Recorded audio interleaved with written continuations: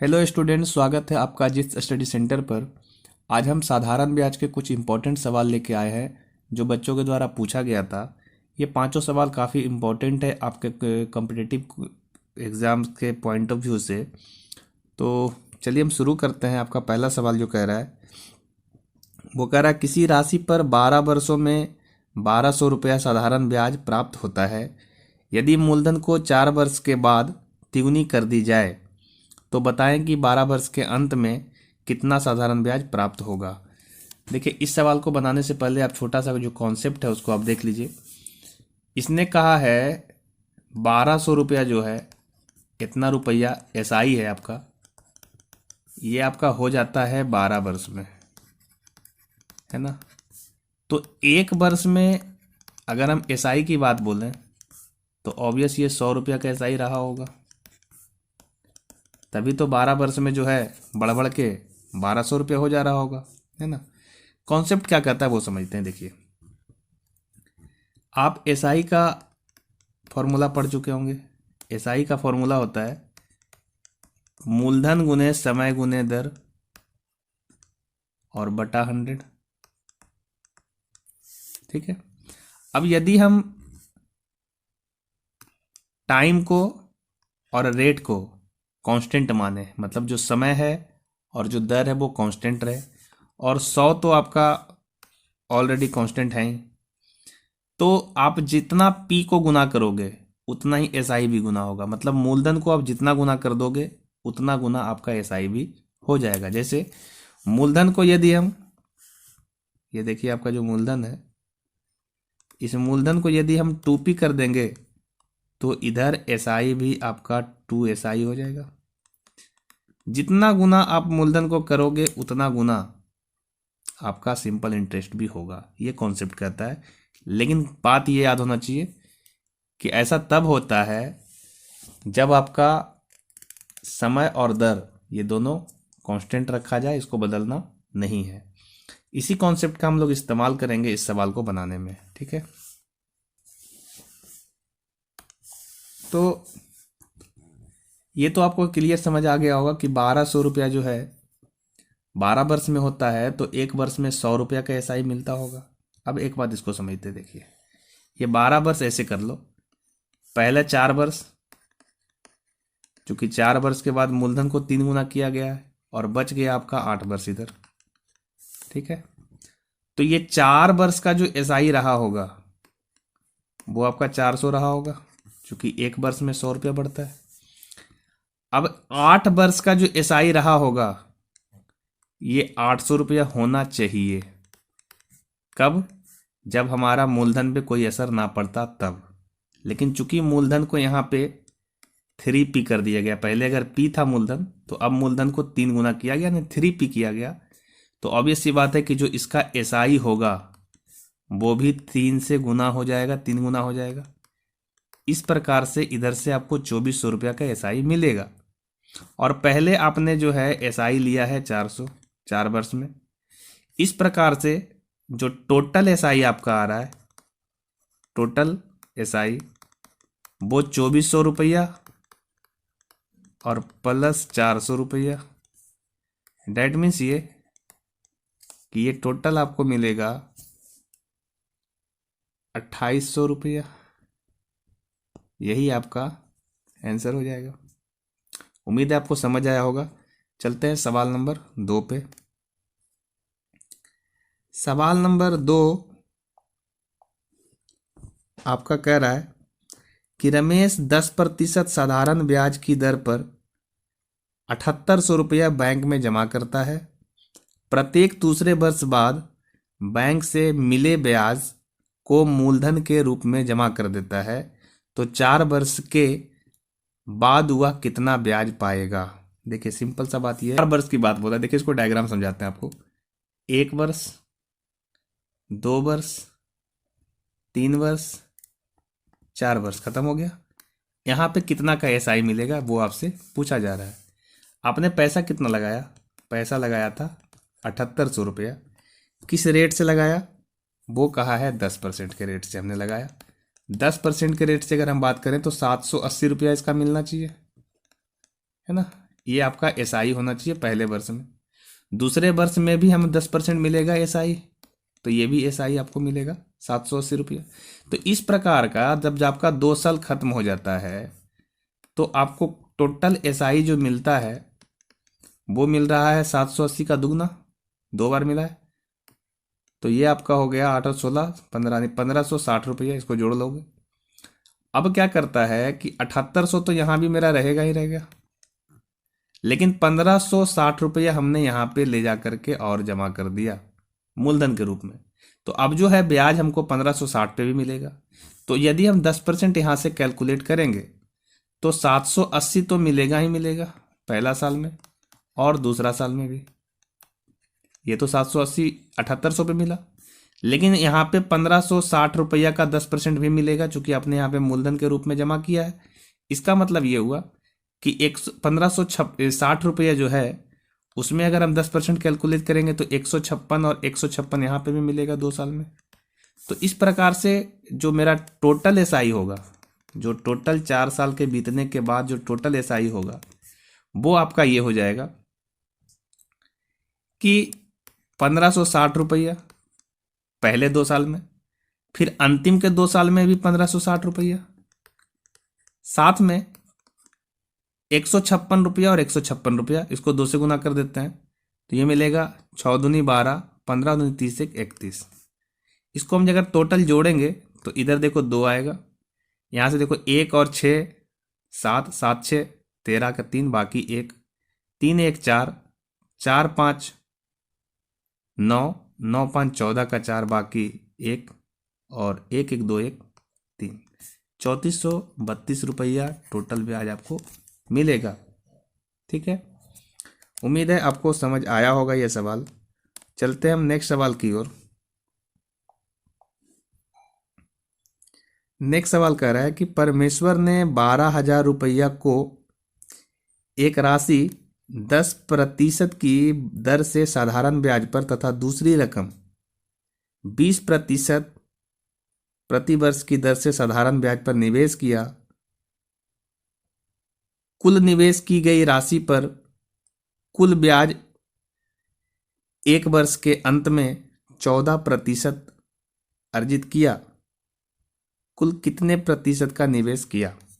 सवाल ठीक है, देखिए क्या कहता है। बोला पहले कुछ राशि है जिसको उसने बता रखा है कि 12,000 की राशि है। तो ये जो है 12,000 की राशि, इसको इसने ये जो है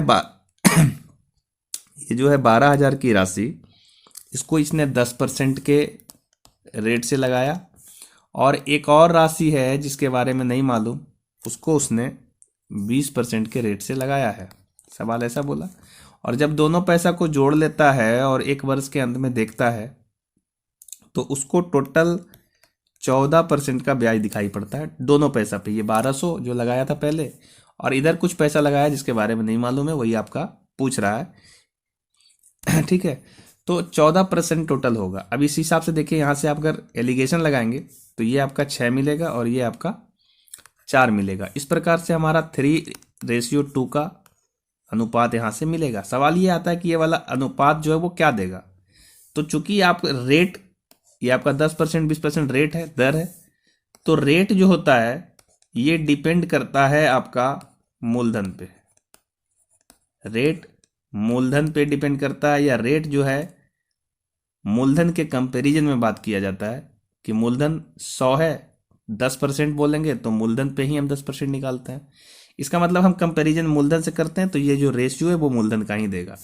अब मेरा जो मूलधन कह रहा है कि इधर 3 है और इस साइड 4 है, सॉरी 2 है, तो इस प्रकार से 3:2 जो है ये आपका मूलधन का रेशियो है। अब ये जो 3 है, मूलधन इधर 3 बता रहा है, इधर मूलधन 2 बता रहा है, वास्तव में ये 3 नहीं है, ये 4। पहला मूलधन जो है 12,000 है ना, तो 3 जो है 12,000 है, इसका मतलब 3 इक्विवेलेंट है 12,000 के। ये साफ साफ दिख रहा है कि ये टोटल 4,000 गुना है। इसका मतलब ये हुआ कि इधर वाला जो मूल्य होगा वो भी 4,000 गुना होगा। इधर वाला जो आपका मूलधन की बात बोला, जिसको आप x माने थे, वो भी 4,000 गुना होगा। तो ये टोटल आपका 8,000 मिलेगा, यानी एक्स का जो वैल्यू है ये वास्तव में 8,000 है। बोला टोटल कितना पैसा लगाया था, तो टोटल पैसा निकालने के लिए आप जोड़ दोगे तो ये वैल्यू आपका मिलेगा 20,000 रुपया, जो कि आपका सही जवाब होगा। ठीक है, नेक्स्ट सवाल क्या बोल रहा है, देखिए नेक्स्ट सवाल कहा है कि जब किसी बैंक में ब्याज की दर 5% से घटाकर 4% कर दिया जाता है तो एक व्यक्ति 2,000 रुपया और जमा करता है ताकि उसको पहले जितना ब्याज प्राप्त होता था उतना ही ब्याज अभी भी प्राप्त हो सके। तो बताइए प्रारंभिक जमा राशि कितनी थी। देखिए होता क्या है कि पहले जो मेरा साधारण ब्याज मिलता था वो 5% के रेट से मिलता था। अब ये रेट अगर 4% कर दिया जाए, यानी रेट को कम कर दिया जाए, ठीक है, तो ऑब्वियस तो आप जितना भी पैसा लगाते थे 5% के हिसाब से पाते थे, जो भी आपका एसआई मिलता था। अब वही वाली बात है, उतना रेट में 4% के हिसाब से वो वाला एसआई तो आपको नहीं मिलेगा। इसका मतलब ये हुआ कि आपको मूलधन जो है, इस मूलधन में कुछ ना कुछ बढ़ा इस मूलधन में कुछ ना कुछ तो बढ़ाना पड़ेगा, है ना। अब देखिए क्या कहते हैं कि 5% को आप बोलते हो 5/100। इसका मतलब ये हुआ कि अगर मूलधन मेरा 100 है तो हमारा एसआई जो है 5 है, और 4% का मतलब बोलते हो 4/100, यानी 4/100। अब अगर मूलधन 100 ही रखोगे तो फिर आपको ब्याज भी 4 ही मिलेगा, लेकिन आप चाहते हो कि ब्याज उतना ही मिले जितना पहले मिलता था। पहले ब्याज 5 मिलता था, तो अब ब्याज को 5 करना ही 4 को 5 बनाना है। तो ये 4/5 तब बन सकता है जब आप इसमें 5/4 से मल्टीप्लाई कर दो, ऊपर 5/4 से मल्टीप्लाई कर दोगे तो ऊपर 5 बन जाएगा, तो फिर नीचे भी आपको 5/4 से मल्टीप्लाई करना पड़ेगा, है ना। और जब हम ऐसा करते हैं तो हम पाते हैं क्या कि इसमें 4 में अगर 5/4 से करेंगे तब तो 5 बन जाएगा, लेकिन नीचे 100 को हम अगर 5/4 से गुना करते हैं तो ये आपका 125 बन जाएगा। अब देखिए अगर ब्याज को हमको सेम चाहिए था, पहले 5 था अभी 5 चाहिए था, तो हमको इस 100 को 125 करना पड़ेगा, यानी 25 बढ़ाना पड़ेगा या 25 रुपया जमा कराना पड़ेगा, है ना। लेकिन सवाल में मेरे हिसाब से देखो ये 25 का है कि 25 बढ़ाना पड़ेगा, सवाल कहा ये 25 नहीं, ये 2,000 जमा कराया ताकि उसको ब्याज सेम मिले। इसका मतलब एक इक्विवेलेंट जो है वो आपका 800 मिलेगा। एक इक्विवेलेंट देखो यहां से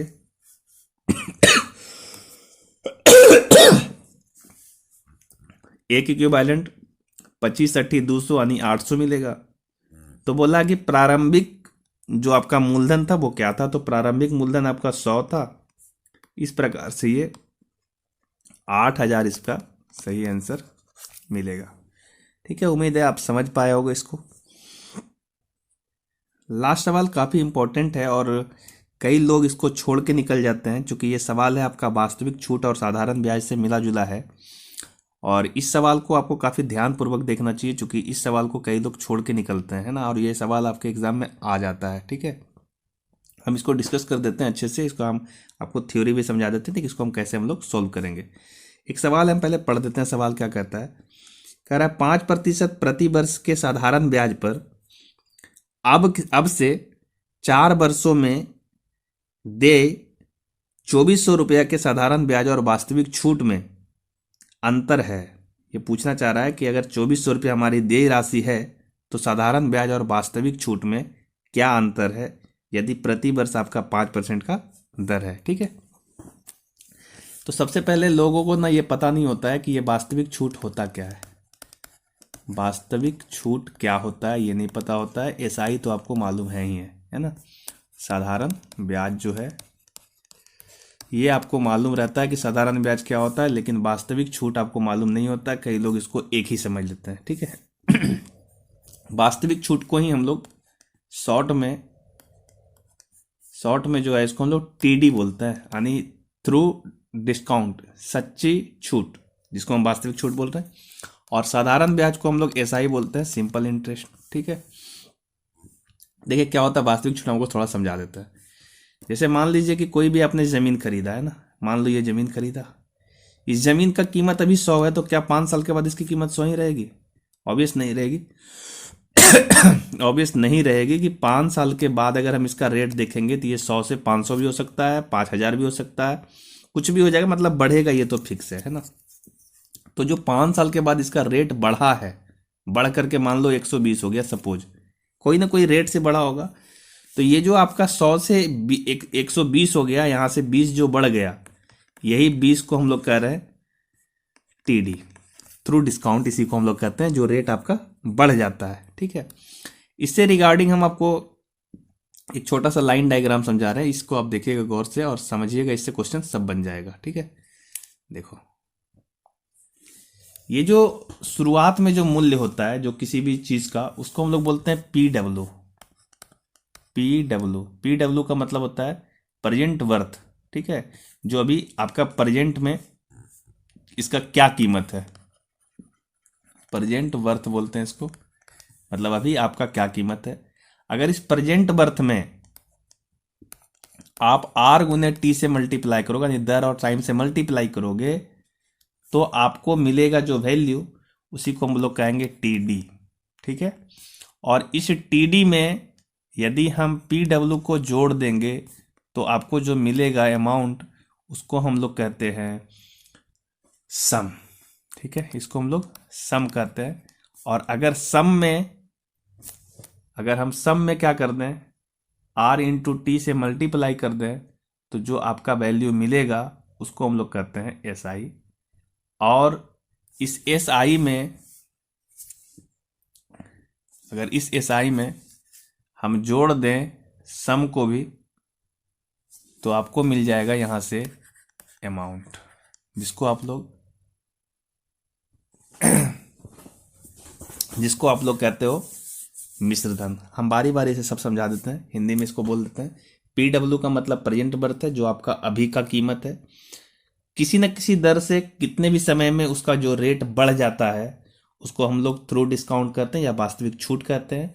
और वास्तविक छूट में प्रेजेंट रेट से जो आपका प्रेजेंट वर्थ है, जो आपका शुरुआती जो मूल्य है किसी भी वस्तु का, उसको जोड़ देते हैं तो हमारा सम मिलता है, जिसको हम मूलधन कहते हैं, ठीक है।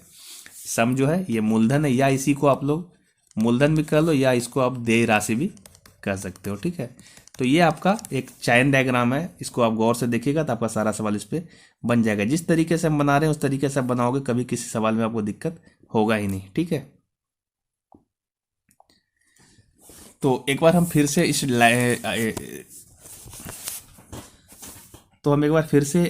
इस डायग्राम को बना देते हैं। देखिए, पहले था प्रेजेंट बर्थ, प्रेजेंट बर्थ से हमको क्या मिला, आर इंटू टी मल्टीप्लाई करके, ये मिला थ्रू डिस्काउंट।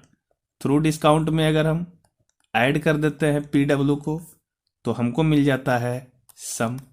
और यदि सम में हम आर इंटू टी से मल्टीप्लाई करें तो हमको एस आई मिलता है। एस आई में यदि हम सम को जोड़ देते हैं तो हमको अमाउंट मिलता है, ठीक है। सवाल में जो आर और टी है हम वही ले लेते हैं ताकि आपको समझाने में आसानी हो। सवाल में जो है 4 वर्ष बोला और 5% बोला है ना। यहाँ पे इसको हम लिख लेते हैं एक बार। देखिए ऊपर में लिख देते हैं कि आर का जो वैल्यू है वो 5% बोला है और टाइम जो है वो 4 वर्ष है। इस प्रकार से आर इंटू टी का वैल्यू 20% आएगा। यदि मेरा प्रेजेंट में रेट 100 है तो इस 100 का 20% निकालेंगे तो ये 20 हो जाएगा, यानी थ्रू डिस्काउंट 20 होगा। अगर इसमें हम लोग सम को जोड़ दें, सॉरी थ्रू डिस्काउंट में हम यदि पी डब्ल्यू को जोड़ दें पहले वाला रेट को, तो मेरा सम 120 मिलेगा, जो कि मेरा देय राशि होगा या मूलधन होगा। इसमें अगर आर टी से मल्टीप्लाई कर दें, मतलब 20% से मल्टीप्लाई कर दें, अगर इसको हम 20% निकालेंगे तो ऑब्वियस सी बात है कि ये आपका निकलने वाला है 24, है ना।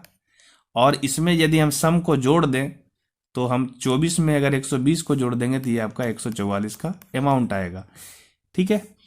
अब इसको हम इसी तरीके से बनाएंगे हमेशा, तो ज़्यादा आसान होगा, क्योंकि जो सवाल में आर और टी देगा उसी को ले लेंगे और इसको हम 100 मान लेंगे, ठीक है।